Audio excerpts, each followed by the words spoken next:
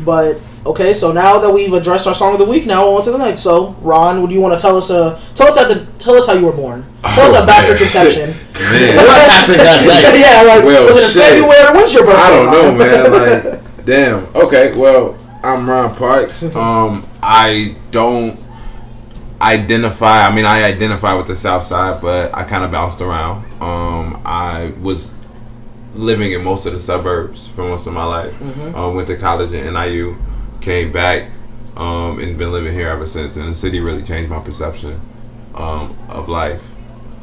When'd you get into rap? How about that? When did I get into rap? That's a great question. So basically, or what got you into rap? What not even just rap? When. What and when? Well, I've been into rap for a long time. I remember my relatives used to always play the Marshall Mathers LP, so that was like one of my first. Eminem is like my all time favorite, like on a pedestal. Even though I don't particularly rap like him anymore, but he's up there. One of Angel's favorites too. Yeah, definitely. I know damn near every Eminem song. Ever since then, I was like kind of into music. I used to write in a little canvas book. But I was really with the games until my cousin came and he was recording himself. We had a little basement and he had a little like cheap ass computer microphone that he had hooked up to a computer, and we had like Mixcraft, and we were like recording like these janky ass stupid sounding songs. And I wasn't feeling it until like we started showing it to people and people were fucking with it. And I was like, wow, people are actually fucking with this and people actually listen to me. So like I was like, damn, let me keep doing this and see what happens. And like over time I just grew such a passion for it. Like I love music, like not even just rap music. Like I listen to anything but country basically. So I could do alt rock, I could do like soul, R&B, like anything that sounds good, you know what I mean? I love the fact that country is just widely hated by most people. Man, unless you're Caucasian, bro. Not even, bro. I think even a lot of white people don't like country, because my whole group, and in my speech class, we basically crafted a fake like festival that we're going to give a pitch on. And all country? No, country is one of the days. And it's like my group is all white, and they're just like, yeah, fuck country music, man. Like none of them like it either. So it's like you can't say that. It's just I don't know. Country just definitely. If it's not Billy Ray Cyrus, I don't like it. Not Billy Ray Cyrus. What you talking about? Yeah, I mean, it's only because we can't relate whatsoever. Yeah, and I feel like country is just anti-soul, so I feel like it's just the polar opposite, which means that it's a bunch of white people problems. And like, why white people might have problems is nothing compared to what black people have went through. Yeah, true. And I believe that. So when I listen to country, I'm just like, I don't feel this, and I have to feel music in order to like it. Agreed. Yeah. So what age were you when you started writing? So you said that you got into it pretty early, but what age were you at that time?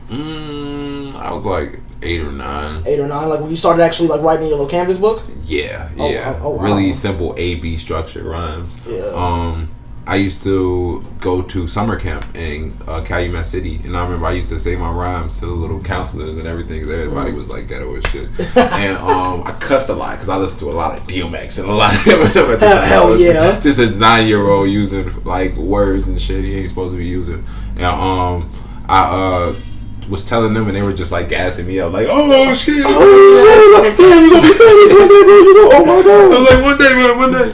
And yeah, like that boosted my confidence until I got to high school and I found out I was ass. Like they had no problem telling me that I was ass. Like the motherfucker was being honest with you at that point. Yeah. It was great. It really helped me, and like me as a person, as far as me as an artist also. So when exactly did you decide that you want to be you want to take rap seriously? Not saying it's your only thing, because I know you have a job, but when did you decide, like, I'm going to take rap seriously, I eventually want to be, one of everybody's favorite rapper? Well, I think I did in college. Okay. When I met Matt. Because Matt went to NIU too, right? Yeah, Matt went to NIU. So the way we met was that he was over this org called Expressions. Shout out to Matt Muse. Yep. I'm the E-board. Team never stopped. But he was doing that, and it was kind of like an open mic type joint where you go in and you sign up and you get caught, just like YCA. Oh, okay. And I came in and I seen him perform.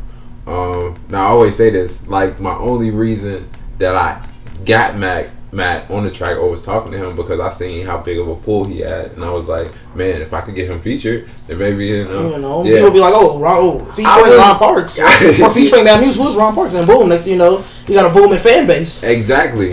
But I was a little naive. It was just like a kid. It was like 17, stupid. But he was looking for somewhere to record, and I knew how to engineer. Oh shit. So I had my own mic, stand and stuff, and I just mixed it out of Mixcraft at the time, and like I recorded his like one of his mixtapes, and then he was with me when I was making music, so I used to show him my music, and he was like, "Man, you want to be a part of my collective?" And I was like, I mean, I don't care. I don't see why not. I mean, it's like, I done seen him, like, we done been through some shit. Like, man, we went on that tour. Like, y'all had like a college tour, right? That was the first time I saw him perform. What's it called? It was like last year in April when he. What's the place called? It's in Pilsen. AM FM. Yeah, it's like a little art studio, and I still remember like one of the. I think it was like y'all cameraman or something like that. Like knocked down one of the paintings on the wall at the show, and like that's the one thing I remember. But I remember hearing it, and like I was like, oh, this dude is dope, and because Emily invited me, so shout out to my daughter, and like I was like, wow, this guy is dope, like.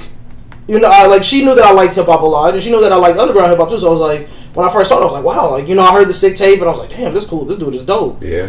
And then, what's it called? So then I know he mentioned he was going on his college on this tour, and I was like, damn, like he's actually doing big things. So prior to that, me and my brother hadn't gotten cool. We wasn't talking at the moment, but I knew he was still doing the rap thing. So I was just like, oh, I need to like try to like kind of keep an eye on these people to see like what moves they're making, so that I could like kind of pitch this stuff to him, be like, okay, you can do this, you can do this, you can do this, and this is how you can increase your name. You know what I mean? But yeah, that's dope. How was the tour though? Talk about that. Like, so first of all, most of it was funded by us. Really? I actually took my car and we drove that whole tour. So we went to Philly and New York. Oh shit. We also came back to Alabama and went to Atlanta, and then ended it off here at Illinois. And bro, when I tell you New York smells like shit, bro, like New York everybody smells says like that. shit. It's a nice place, but it smells like burning carpet 24/7. Because there's no alleyways. Have No garages in the front. Have you ever been to New Orleans? Yep. Exact same way in New Orleans. I went there. Actually, New Orleans is a little better. I think because it's by the water, it gives it.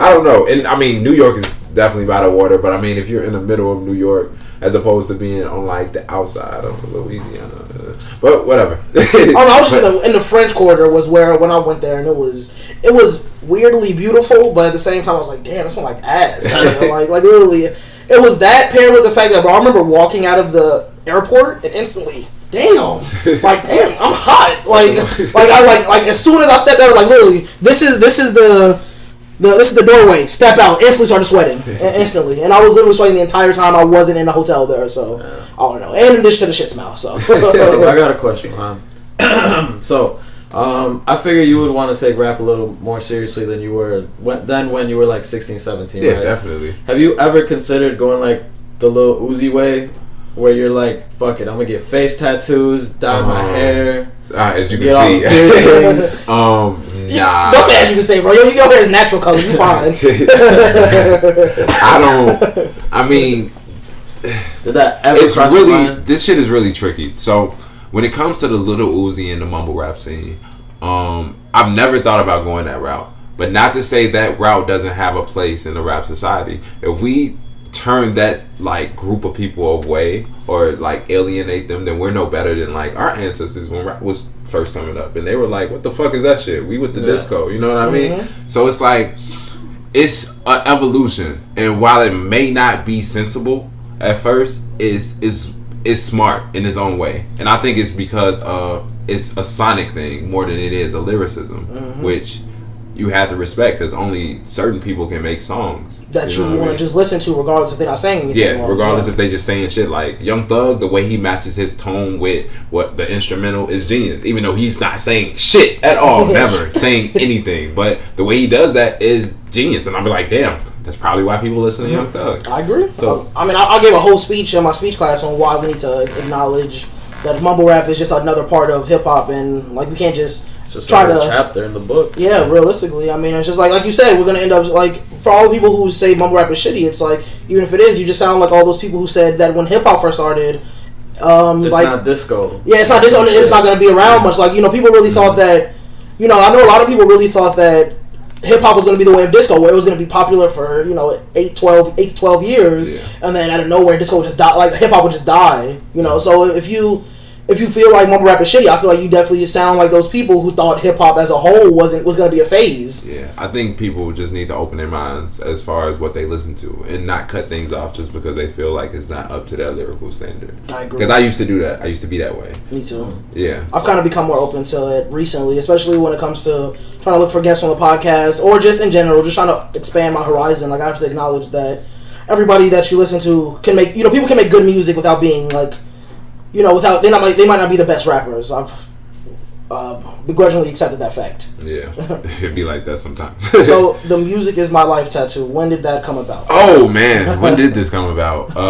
This was my senior year of high school, and I was going away for college, and I wanted to remind myself what was the ultimate goal in the end. Which I think that now saying this, that music is my life is a little bit too like fucking direct and blatant. I feel like it should have had some type of symbolism, but no, it's okay. You gotta. There's no need for symbolism. Hey man, I see a musical note. There's a lot of musical notes. Yeah, there you go. That's a symbolism, Music notes symbolize music. But I'm usually not as blunt as that. I usually try to be at least more, interested. Fair enough.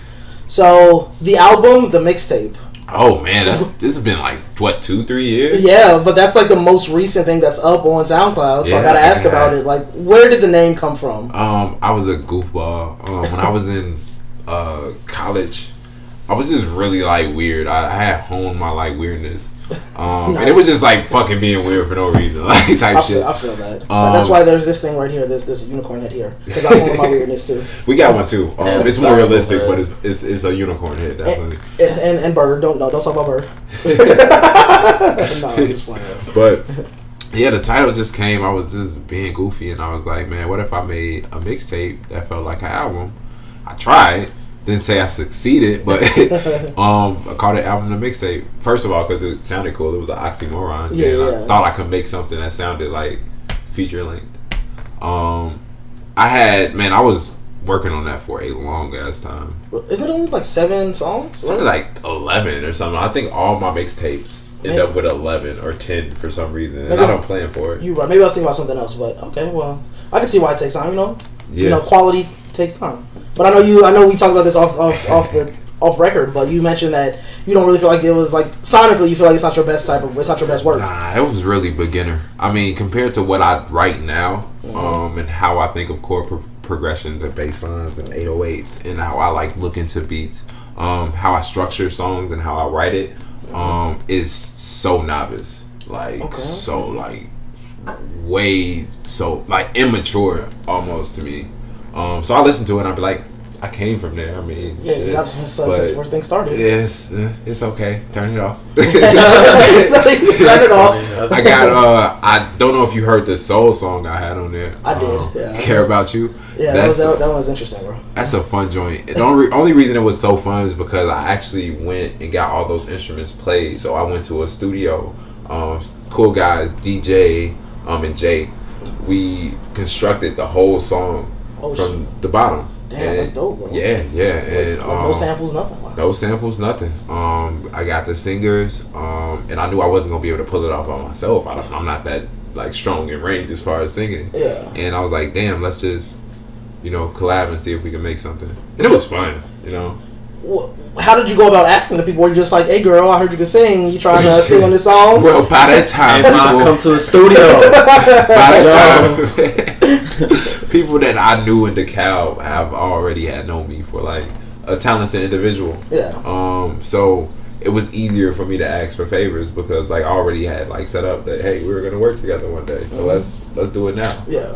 TJ Hoover, I think his name is on Facebook.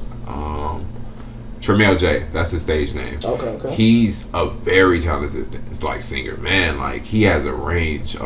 He can hit it high like Maxwell and then like go down and be, more like alto. Yeah. He's dope. And yeah, besides that, bro, the shit was dope. Okay. Definitely a milestone. Angel, any other questions you have before we jump to the topics? What's next for you, bro? Man, okay, so at first I was gonna do a EP, but I think I'm just gonna drop singles. I got like I'm sitting on like at least 10 or 15 singles until you get that one that just pops. Yeah, let's see what happens. I mean, I don't see why not. I respect that. I got a bunch of different sounds that I'm experimenting with. I love experimenting, so I'll do different things and not just keep it straight to like Cypher Ron. It'd be like Cypher Ron, then like ridiculous, maybe point having somewhere in Ron, and then like it'd be a Ron that is like very introspective or very just like stupid, just like goofy. So yeah. Okay, well that's good. That's great, man. Yeah. Nice. Yeah. So I mean, what is it? Who did that? Russ basically did that. You know, he said he put like out like a new song like every Friday for like 2 years, and that's what got him like his fame. And you know, now he has like 3 platinum singles and shit like that. So it's like I see nothing wrong with that. I encourage that 100%. You know what I mean? Like find the way that works best for you. True. Even if it takes 104 singles. Yeah, even if it takes 104 singles. Yeah, that is a lot of fucking songs, bro. But it be like that though. What is it? I don't want to mention it right now, but I'll mention it. It'll relate back to this. So, do you guys want to start with the KOD? Because, you know, obviously... Oh, no, let's not, actually. Happy 420, everybody. Oh, man. Is it? Yes, it is.